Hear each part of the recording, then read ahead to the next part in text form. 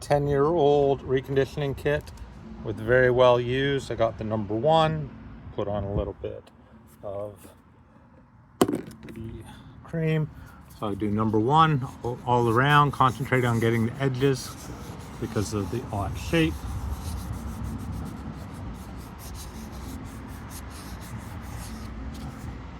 Switched over to number 2 after that.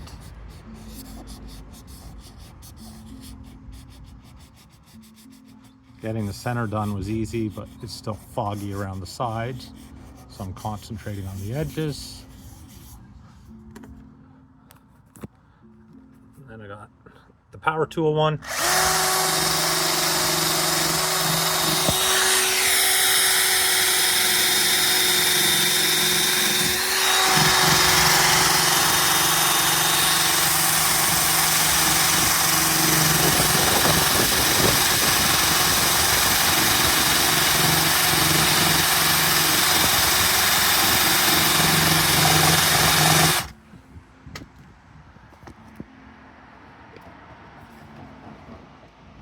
Give it a wipe.